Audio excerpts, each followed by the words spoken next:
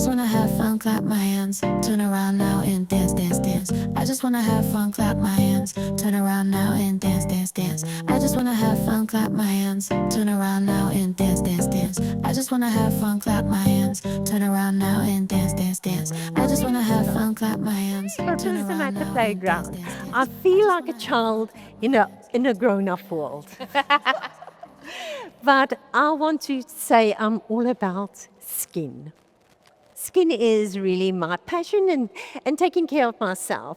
But I want to ask Lauren, and Karen's going to talk a little bit more and help us to show us or teach us and educate us how to keep our glowing, lovely, youthful skin. But before we now go into education, I just want to tell you, ladies, and I see there's a few gentlemen joining us. Remember, there will be a giveaway. So you need to take note because there will be questions, and the one that's going to raise their hand first and give the right answer will walk away with 1,000 Rand gift voucher from Clicks to spend on yourself. Woo woo! So let's get into it. Taryn, sorry. I'm going to speak to Lauren first, if you don't. Lauren, can you tell us how important is it to know your skin type? I mean, it's so important. If you don't know your skin type, a lot of what you're doing in terms of your skincare routine is actually inappropriate.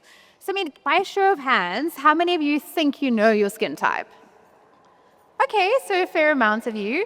How many of you know how to determine your skin type? Okay, so those of you who know your skin type, I hope has been told by a reliable source because you really can't corroborate their story. But essentially what we're wanting you to do is to know your skin type because you're going to build your skincare routine around your skin type. Because no matter how good an ingredient or a product is, if it's not appropriate for your skin type, it can actually do more harm than good. So when you get home this evening, you take off your makeup, you wash your face, wait a couple of minutes, and then you're going to assess, how does my skin feel? Okay, so if it feels quite comfortable, we'll generally say you've got a normal skin type. There's a good balance of your oil glands, your pores are kind of regular sized or not too big, not too prominent, and your skin's got quite an even texture. That kind of skin type, we're just wanting to look after what we got, protect and optimize.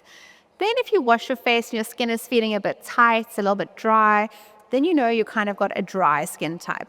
There you're wanting to pump up the moisturizer, you're wanting to look at ingredients that are humectant, that are drawing water into the skin, and you're wanting to make sure you're not using anything that's stripping or further drying out your skin.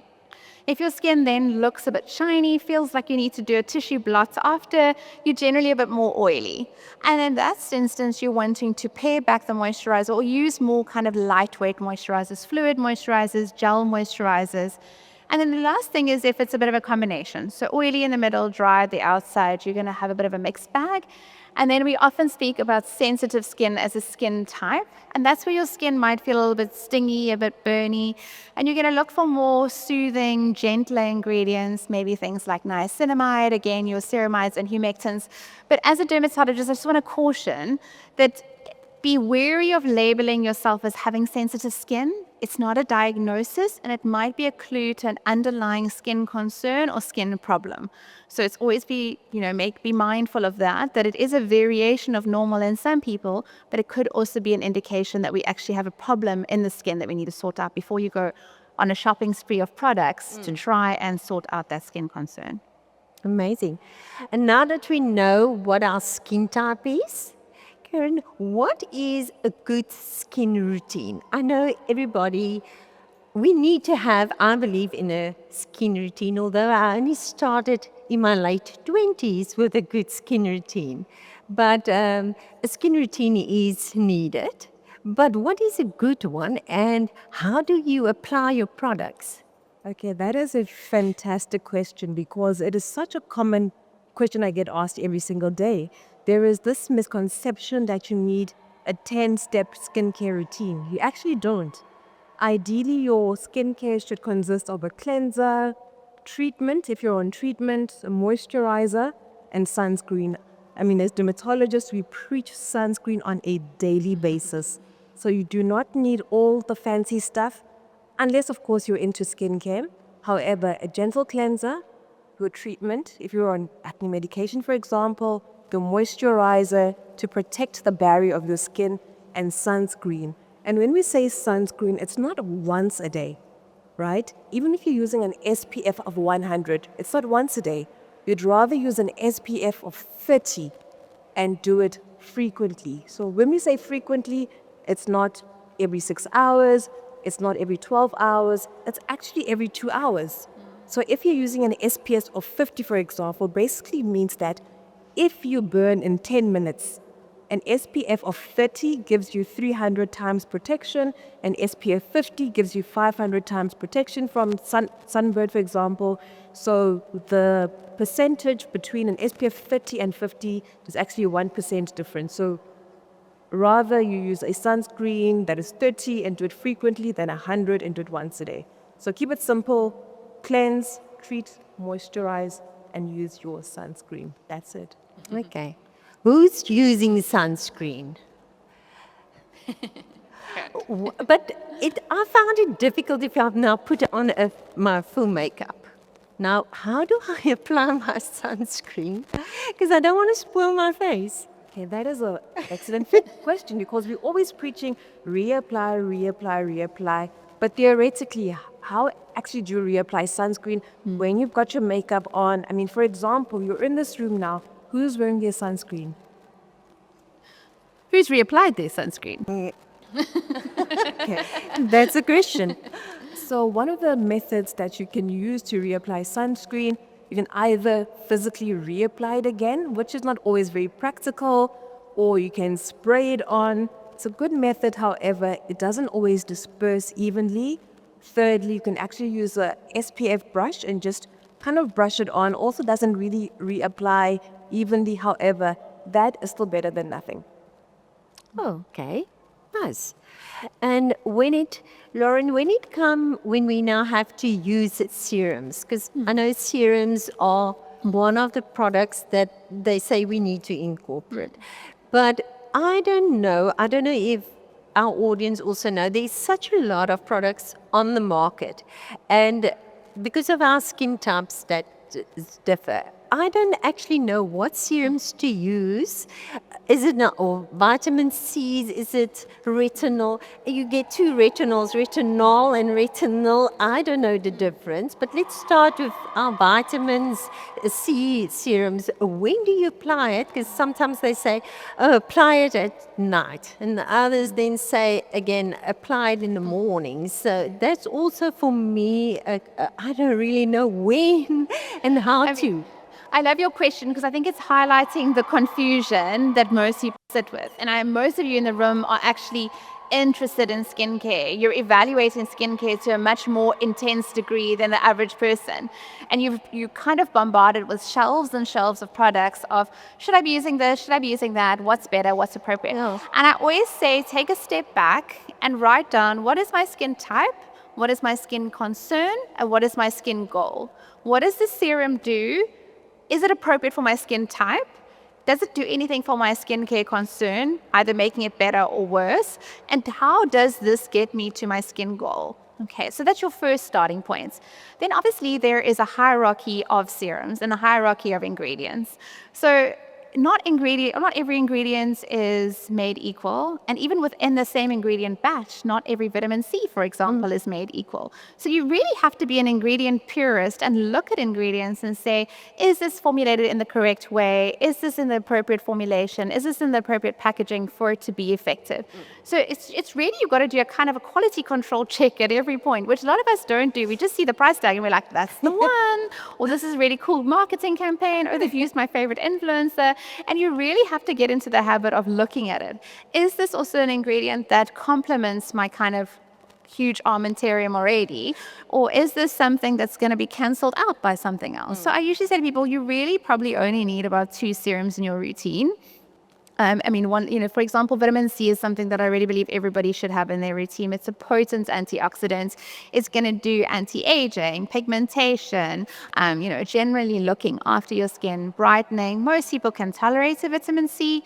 Hyaluronic acid is another nice ingredient that's not everybody needs, but we can all benefit from in terms of hydration, supporting your other skincare ingredients. And then retinol, is really our anti-aging hero, helps with photo-aging, pigmentation, and then also if you are acne prone is a great ingredient. And beyond that, I think you're going to look at ingredients based on what is your skincare concern. Is there a treatment component to this? But really pare it back. Remember that everything takes about 6 to 8 weeks to have an effect. So before you're adding in more, give everything a chance to work. And before you add in more, interrogate your routine. Is this better than what I've got? Do I need this or not? Yeah, thanks. And Karen, we now learn that we don't have to have like 10 products to put on our skin. So if we've got our clear skin, we've cleansed it, it's perfect. Do we have to, when we start, say for instance, our serum, we start with our serum, do we have to let it dry or let it soak into our skin before we apply the other moisturizer, or can we just put it all together like times are running out? I need to put this 3 or 4 products on my face and there's no time. All right, so also a very frequently asked question, because there's all these steps, and how exactly do you time everything so that you have full absorption of all your products? So generally I give it a 3-minute rule. So you'd wash your face. If you're using a treatment, wait 3 minutes, put on your treatment, wait another 3 minutes. If you're using a serum, mind you, not everyone needs a serum. If you're using a serum, apply your serum, wait about 3 to 4 minutes, moisturize and sunscreen. So I give it about 3 minutes, let everything absorb nicely, and don't just rub everything together, because sometimes I hear that people mix their sunscreen with their moisturizer. You see, when you do that, you are decreasing the potency of your sunscreen, right? And now SPF 50 is like a SPF 0 now. So don't mix everything together in a jar and kind of put it on the face. You layer it on nicely, giving it about 3 minutes to settle in quite nicely into the skin. Amasa, I'm one of those that there was like a time where I read something, they said, you can mix it, your moisturizer with your sunscreen. I said, why not? It's time consuming. And I have less product. I don't have to use a lot of product. But like you say, it doesn't help us using all the good products, but we don't use it the right ways. Then we won't see the benefit of the products. So that is a good thing, thank you, because I was the one that also mix my products. Is there anything, any concerns at the audience that want to just raise and ask a question maybe? That showed me. Very It's not a question. proper skincare routine. Hello. I want to know, how often should a person double cleanse? Okay. Do you want to take it? Okay, I'll take that. So the whole issue of double cleansing is actually quite contentious. Not everybody needs to double cleanse. However, if you do wear makeup frequently and, lots and lots of products, double cleansing ideally just once a day. So at nighttime, when you're removing all your makeup and all your products, you'd use either the same cleanser. So double cleansing doesn't mean you have to use 2 different cleansers. You can actually double cleanse with the same cleanser. And usually in the morning time, there's nothing on the skin unless, of course, you've reapplied makeup again in the middle of the night. But generally in the morning, you don't have to double cleanse. So usually nighttime is when you'd double cleanse. Hi, ladies. I just want to kind of find out the truth around pores. Like, can we actually minimize them or not? And in that case, if we can, what can we do? I love that question, because I think social media and the skincare space has made pores something that we villainize, that we fear, and we see people with this beautiful filtered skin and we're like, oh, obviously you can get rid of pores. The first tip I have for you all is throw away that magnifying mirror. Nobody should be looking at their skin to that degree unless you're plucking your eyebrows. So unless you don't need to evaluate your skin. pore size is something that's genetically determined and also has an influence on your skin type or is influenced by your skin type. So if you have a more oily skin, your pores do have a larger appearance than those with a drier or a more normal combination skin. You cannot shrink or change the size of pores. You can improve their appearance, and pores tend to look larger when they're expanded by keratin, which is the protein that we find on our skin, the same protein that turns black and oxidizes and gives you the appearance of blackheads. So by exfoliating your skin, you can kind of empty out the pore, which would make it look smaller, but you cannot shrink or change the size of your pore. And ingredients that are really great for that is things like your salicylic acid, your niacinamide, and obviously retinol is a great ingredient for pore size and texture. I've got a question for you, Dr. Temi or Dr. Lauren, if you can answer. How often or should we change our products? How often should we change our products? Because I used to use Nivea. Sometimes I use, a different one. And we just never know. And then it expires and then it's gone. Then I try to keep using it, but So generally, I recommend product change between seasons, right? So usually in summertime, for me, for example, I'm very oily in summer. So a product that I'm using in winter is not what I'm going to be using in summer. In summer, I'm looking for things that are non-comedogenic, non-acnegenic. In winter, I'm looking for things that have got more ceramides, for example, things that are just going to moisturize and hydrate my skin more, because you can't use, for most people, the same ingredients, rather, not really products or brands. You can't use the same ingredients right through the year. There will be a little bit of a problem here and there. Okay, we've got one more question, and then we're going to have to give away the voucher. Oh, you quiet? When I say the voucher? I wanted to ask a question, I think, to Dr. Temi. And do dermatologists look at underlying factors? Because most of the time we apply a lot of skin products and not look at underlying factor because you apply it all the time, only to realize maybe you have hormonal imbalance. So do you guys look at underlying factor and then maybe not prescribe but advise on what product to use and medication perhaps? Yeah. Okay, that's a beautiful question. Thank you so much for that. That is literally what we do on a daily basis and with so much pleasure. I get patients coming in just to ask, what should I use? My skin is oily. What ingredients should I look out for? And it's something that we actually do every single day. Whether there's an underlying factor, whether it's hormonal, we actually look into that as well. We do tests if it's indicated. Mind you, not all conditions need medical evaluation or blood tests. However, if things keep persisting, we do dig deeper. And yes, recommendation, prescription is what we do every single day. We prescribe medications according to your skin concerns. So yeah, I don't know if I answered your question. Did I get it? I just want to actually add to what Temi said, is that it's important to remember that dermatologists are medical doctors. So we are trained doctors and we specialize much like a cardiologist does, much like an orthopedic surgeon does. So we are trained to evaluate the skin as an organ. So much like other people are looking at hearts, we're looking at it as an organ. So we're looking at the underlying causes. We understand the interaction between the skin and the systems. And I think that's what maybe separates your dermatologist from a therapist or someone who isn't specifically trained. So those 3,000 diseases of the hair, skin, and nails is what we do on a daily basis. So whether it's a hair condition, a nail disease, or skin cancer surgery in theater, your dermatologist is there as well. So we're not just here looking cute, we are deep, deep within the skin. Yeah. And you ladies are looking, fabulous. You can see they're real dermatologists, not playing. They look like they're real deal. Okay, before we close, could you please give us those questions? Oh, what was that? Hey, the building must not fall near us yet. We still need to give away those vouchers. Could you please give us those questions for our audience? Now, the first one to put up their hand, please don't fight with me. I still have to go home to Joburg. Please, and I'm going to ask for you ladies to please help us choose, because I don't have my glasses on, so I won't see who.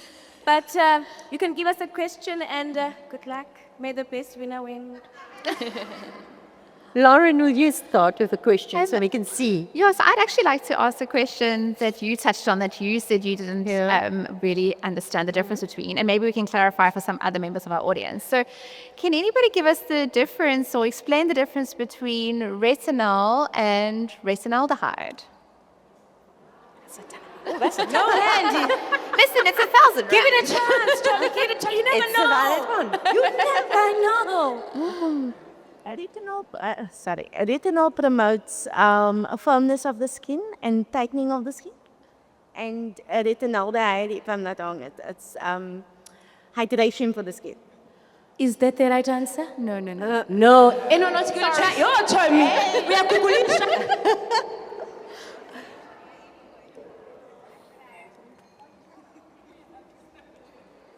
I think retinoids are stronger, and other one is Not so strong. I'm going to have to. Okay. Yes. I think that the retinaldehydes are more potent than like retinol, because retinol you get in like 0.5%, 1%, 2%, that type of thing.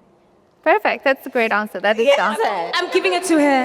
You're giving it to her. You get a 1,000 rand voucher. Give her one applause. One more question. Yeah, so just to touch on her point that, I mean, you've all said there are vitamin A derivatives. So they're actually, the retinol and retinol do the same thing. The retinaldehyde is just more potent. So you're going to see quicker, faster results, but you're going to have more risk of irritation. But they are in the same class. Dr. Temi, do you have a question for us? I do. It's very simple. I'm expecting all hands up. So it's actually Already up. Yeah, just like how you got the ticket, you were early, my dear. Love it for you. this is my patient. I'm trying to look. I see some of you guys here. So it's actually two questions, but very similar themes. So number one, what does SPF stand for? And number two, how often do you have to reapply your SPF? She's ready.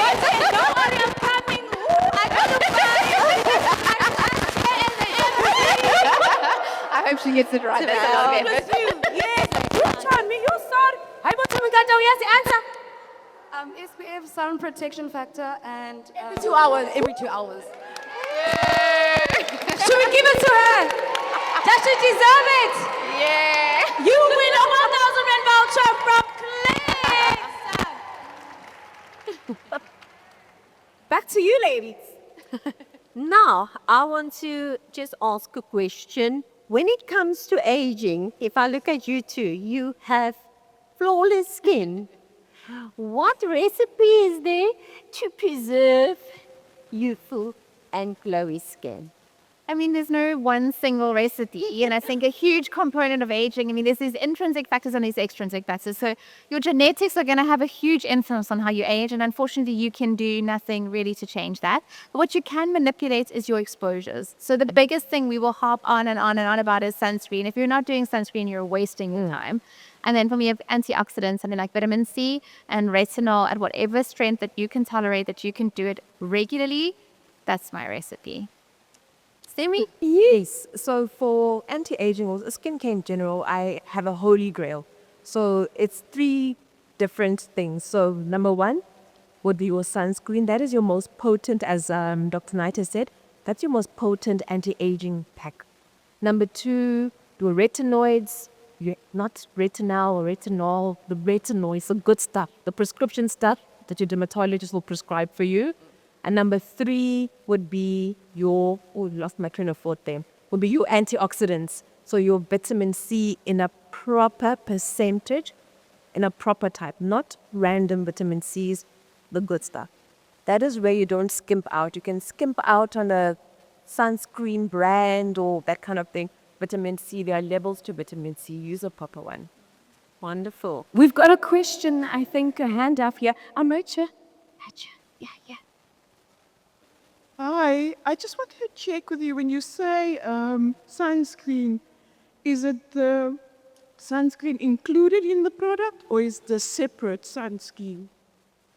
Okay, should I answer that since I mentioned it. So, ideally, please reapply a proper sunscreen afterwards. So, yes, there's lots of moisturizers that have an included sunscreen, but generally that's not enough. You still need to use a separate SPF, a broad spectrum SPF, because remember with sunscreen, there are different types of sunscreens. You've got the UVA protection, the UVB protection, the broad spectrum. You need a broad spectrum sunscreen to address the UVA, which causes aging, the UVB, which causes burns and skin cancer, and that you only find in a separate sunscreen reapplied, not in the moisturizer. Commies. Stay more We're going questions. to take 2 more questions. Do we still have time? We had 5 minutes, 4 minutes. Here we've got. Good afternoon, everybody. Everyone looking beautiful. Thank you to our dermatologist today. I just wanted to ask, when it comes to dry, flaky skin, is it recommended to also use your shampoo? Because apparently people are also using the Selsun Blue shampoo on their face to reduce the flakiness, and it works for some of them. So I mean, it's a good concept that you're speaking about, and the concept and what I dislike about that concept and why I dislike social media in many ways is that the use of Selsun to reduce flakiness on the face is specifically indicated if you have seborrheic dermatitis, which is a form of eczema. And there we are trying to target the Demodex mites, which is part of your microbiome that is causing the problem. So if you have got general dry, flaky skin and you put Selsun on your face, it's going to exacerbate that dryness. So it's one of those things, and it again comes back to my point, if you've tried something and it's not working, it's making your skin worse, you need to have a diagnosis. So Selsun, although it's over the counter, the ingredients like that are actually should be prescription. So they're not for just general use, and they really should be under the guidance of a doctor or a dermatologist. But thank you for the question, because it's very important, dispelling of myths and these so-called skincare hacks that we see kind of going viral. Okay, in closing, I'm going to hand it over to you ladies because we are running out of time, so I don't want to take too much of your time. So no more questions, sorry guys, and over back to you.